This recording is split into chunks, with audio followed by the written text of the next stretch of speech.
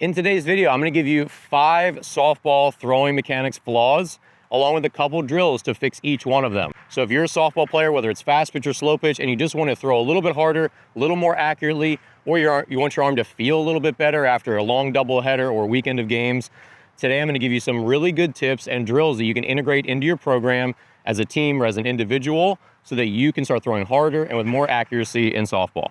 And I do want to mention that I have an amazing softball throwing course for beginners, for advanced players, for fast pitch, and for slow pitch. So if you want to learn how to improve your throwing mechanics or how to work on throwing mechanics with your team, if you're a softball coach, check out my online softball courses, which you'll find in the description below. Again, I've got multiple versions for any player, coach, or team. All right, so the first major flaw that I see in most players' throwing mechanics in softball is that when their hands separate, they go straight up rather than pulling their shoulder blade back. We don't lift the ball up into position. This happens later in the throw, this 90-degree position where the ball's straight up.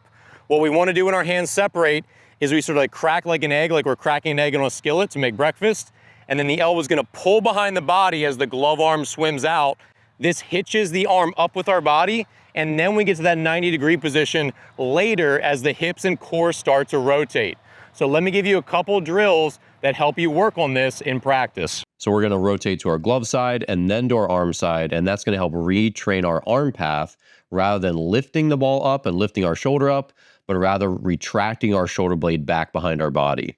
All right, the second major throwing mechanics flaw I see in softball players is that they have too big of an elbow angle. So when we get to this position, we've separated our hands and we start to rotate, our elbow should be at about a 90-degree angle or a little bit less. We don't want to be crazy like this where it's by our ear because our arm is then going to fly out.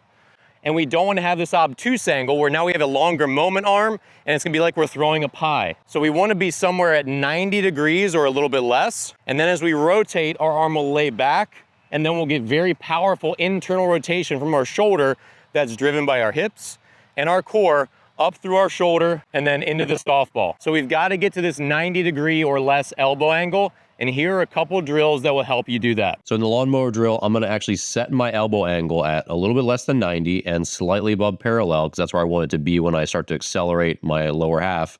And then I'm going to rotate back and then I'm going to throw. So I'm basically just presetting my arm to help to train me to get comfortable with that arm angle. All right, this is one of the biggest flaws that I see in most softball players when they throw, and it's a mistiming of their hand separation. This is what I mean. So whether you're catching a fly ball or scooping up a ground ball from the outfield, or as an infielder, you're scooping up that ground ball and funneling, our hands need to be together until this back foot lands. So if our hands are together at this point, now they separate and they sync up with our stride. If we're in the infield, the stride is very, very short.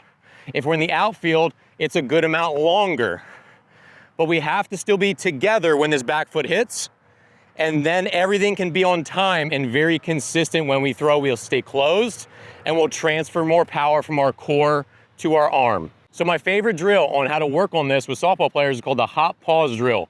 Let me show you how to do it. So on this drill, we exaggerate our landing and we pause just to be very sure that we actually kept our hands together when we landed. And then instead of starting sideways every time, we can do an infield version like you just saw here, or we can do an outfield version just the same to practice more game-like actions. All right, the next big throwing mechanics flaw that I see in most softball players is landing open too soon. And this is what I mean.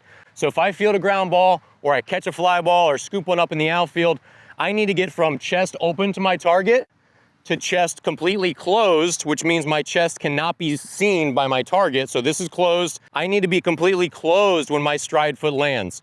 Many players, especially young players, they field the ground ball and their chest is already facing their target, which means they've already lost a significant amount of the rotational force that their hips could produce. If you land here, half of your rotational force is gone because you've already rotated open in the air. So let me give you a couple drills on how to work on staying closed longer when we throw a softball. All right, drill number 1 is the rocker drill. This helps you get sideways, use your glove arm, use your front leg and your back leg. This is a very holistic drill that's great for getting you in touch with how your body is all connected. And then next is the heel toe drill. This one helps you stay closed as you swim out with your glove arm. This is actually an adapted pitching drill that works really well for position players and softball. All right, the last big flaw that I see in so many softball players' throwing mechanics is basically that their feet just don't move very much. We need to be teaching young softball players to move their feet dynamically as soon as they get the ball. So that means working on, as soon as I gobble up this ground ball,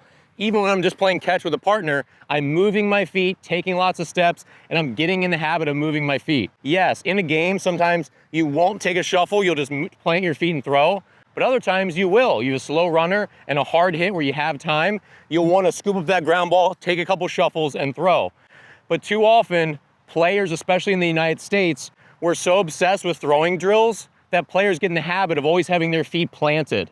And then in the games, it translates. They get a ground ball, and they get it with stopped feet, then they have to start their feet again. But we need to get in the habit of teaching players from the get-go to move their feet when they feel ground balls, and that starts in catch. So when we're playing catch, toss each other fly balls, or you throw one to me, I catch to the chest, I reset, and then I'm moving my feet, right? I'm acting like I feel the ground ball, and I'm moving my feet. Anytime you can encourage your players to have faster, quicker feet in practice, it's gonna translate positively to how they throw in a game. All right, so option number 1 to work on this is just shuffle and throw. Just turn sideways, shuffle, and throw. This is simple, but it gets you out of the habit of always just planting your feet. Number 2, do your game action. So here I'm doing a running infield throw, throwing on the run. Just practice these. Throw a couple of them to your partner as you're finishing up each session. Here's an outfield throw. So same thing, it's like I'm scooping up a ground ball, and then I'm gonna do my outfield footwork, and I can do the exact same, acting like I caught a fly ball. So move your feet, practice your actions. All right, so thanks so much for watching. If you have any questions, leave in the comments below. Check out my online throwing courses and my membership area here on YouTube, where you'll find more drills and VIP access to lots of exclusive content that I don't release here to the public. Thanks again for watching, and I'll see you here in the next video.